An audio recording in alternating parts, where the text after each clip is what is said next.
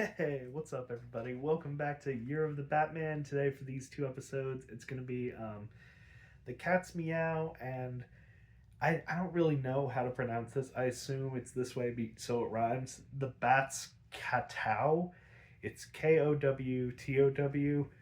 Um, no idea what it means. I looked it up, couldn't find anything. But anyway, so it's a Catwoman episode, ergo the cat title, and it starts off Batman and Bruce Wayne and Dick. They're on this radio talk show, talking about I don't remember. And Catwoman, she comes in like this all black outfit and like this veil covering her, and she takes the radio guy's voice, and then she like scurries off before anything could happens. But during that, um, the radio guy he like gives this. He's like doing an ad for an umbrella, and when he opens it up, a riddle pops up and some like jokes pop up. So like, well, damn, this is probably either the Penguin or the Riddler or the Joker. So they ask Commissioner Gordon and Chief O'Hara. They're like, hey, any news on Penguin, Joker, or Riddler? And they're like, oh yeah, they're all in the penitentiary. That's it's not them. I mean, if it is, they're in jail right now. So well, they're like, well, damn, that doesn't help us. So Catwoman, she's out of parole right now, and but Batman doesn't know that yet, and she asked Commissioner Gordon to keep that a secret. And she's under the guise that her and her like hench people. Weirdly enough, there's a woman in this mix, and it's just it's weird having the main villain also have a henchman woman. Um, I doubt they're really going to stick with that dynamic forever. I mean, they've done it before with Ma and her daughter, but it's the daughter, so that makes sense. Um, so anyway, Catwoman, she's uh, in this. She's trying to like make a band. Well, that's her cover. She's like this outgoing woman trying to pursue a career in music, and she's Catwoman and the Kittens, and it's Eeny, Meeny, Miny, and Mo. So I'm like, okay, that's cute, whatever. So later, fast forward, Catwoman, she calls Commissioner Gordon because there's two British singers that are coming to Gotham City, and she wants to know where they're located. So she calls him, and he's like, oh, shucks, I can't tell you that. And she's like, oh, don't you trust little me? Little me that has, like, held Gotham hostage several times, committed numerous crimes, but I'm starting a band now, so I'm a good girl. And he's like, oh, all right.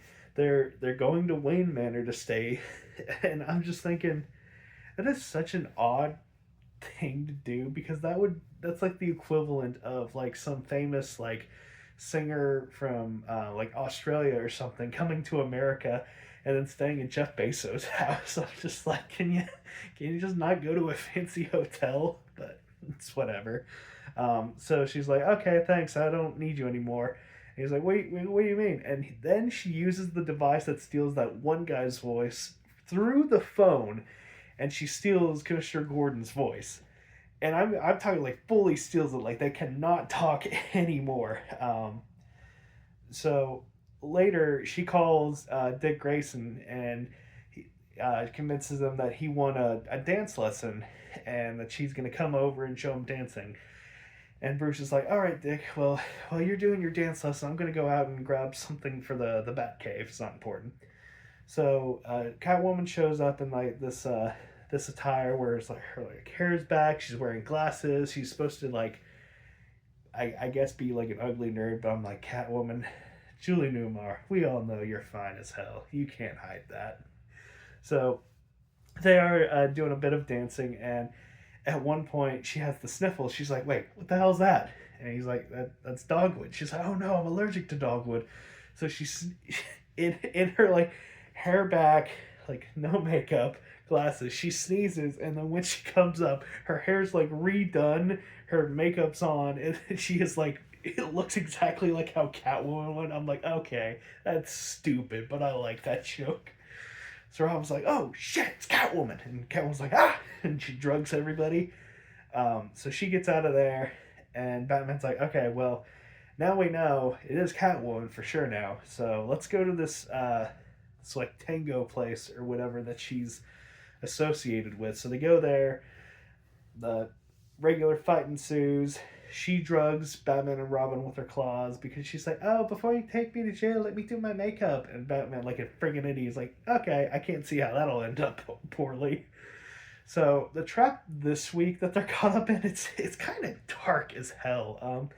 They're encased in this giant like echo chamber made of glass, and uh, on the top it's like this little drum, and a little bit of water is like dripping down upon it, and every single beat, since they're in like an echo chamber, it's like tenfold that how loud it is. So essentially they're hearing just the biggest bangs you could think of just from like little drops of water. And Catwoman's like, "Oh yeah, well, it's pretty much going to turn your brain into mush, but once you're done with that, you're going to be mine. Granted, you be a complete fucking idiot, but you'll still be mine." And I'm just like, Jesus Christ, Catwoman, this is dark. Like, you're gonna fry this man's brain just so he can be your boyfriend? Oh my god. Um, so that's the end of the first episode. Will they fucking not know?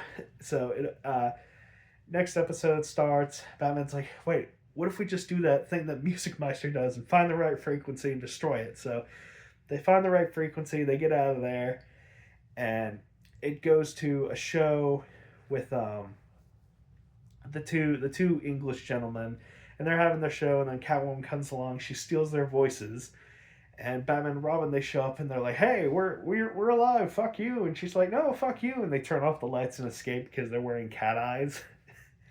I'm just like, it's so stupid. So Batman and Robin, it's kind of funny. Again, they get on another radio show, and again Catwoman steals the radio host voice, and also she like takes the studio hostage, and she's like, "Oh, I want £8 million or 20,400,000 US dollars. Otherwise, I keep the voices. So give me money for the voices." And then they get out of there. So the next day, Batman and Robin, they go to like the British ambassador of Gotham for whatever reason, and he's like, "Oh yeah, our country, we don't negotiate with terrorists. We'll sell their albums, but we don't care about them." And Batman and Robin are like, "Well, that's just great, isn't it?" So then they go see Commissioner Gordon and Chief O'Hara.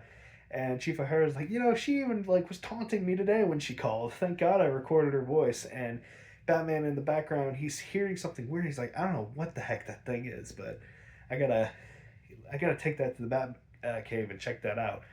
So he takes it to the Bat cave. It turns out it was hair dryers, 3 of them.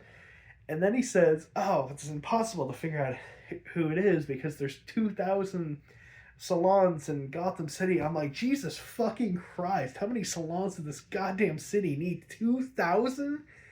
He could say 200, I'd be like, okay, that's a bit much, but 2,000 for a big ass city. I don't know how many salons New York City has, but I can't imagine it's 2,000. So they're like, "Oh, there's so many, there's no way to figure it out." And then the English gentlemen that are staying with Bruce and Dick, they like write down, "Hey, take us to this one fancy salon," and they're like, "That's probably it." Like, yeah, because like celebrities go there, and Catwoman, she'll probably be there. So they end up going. Another fight ensues. Um, Everybody's beat. Catwoman, she's trying to escape. Batman follows her, and honestly, I was kind of out of it at this point, just because there's a moment where Batman and Catwoman are talking, and they're like, it's either the audio slightly off or they had to re-record it, but like the sound and the lips moving do not match up, and it was so disorienting. Essentially, Batman's like, "Oh, come on, Catwoman, quit being a bitch," and Catwoman's like, "Come on, Batman, quit being a fucking little wuss, like be a bad guy like me." And they couldn't find any common ground, and they were about to kiss, and then Robin's like, "Hey, Batman, Batman, Batman!" And Catwoman's like, I'm gonna kill him. I'm gonna fucking kill him. I swear to God, I'll kill him. Like she's looking at it and like just staring daggers at this boy. And that's pretty much the end of it. Batman and Catwoman are definitely getting a lot more teased in this series. I kind of do wonder if they're gonna do anything more with them. I guess we'll see. I It is interesting though.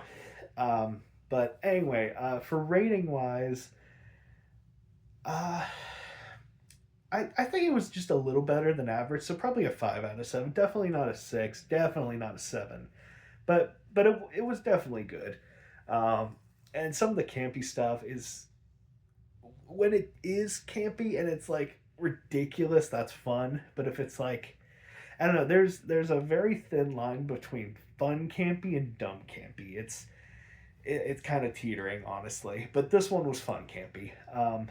Oh yes, and Catwoman did give everybody their voices back because when her and Batman were talking, she was like, "Oh, Batman, the antidote is to put this formula down their throats," and everybody gets their voices back, yada yada. But yeah, pretty good episode overall.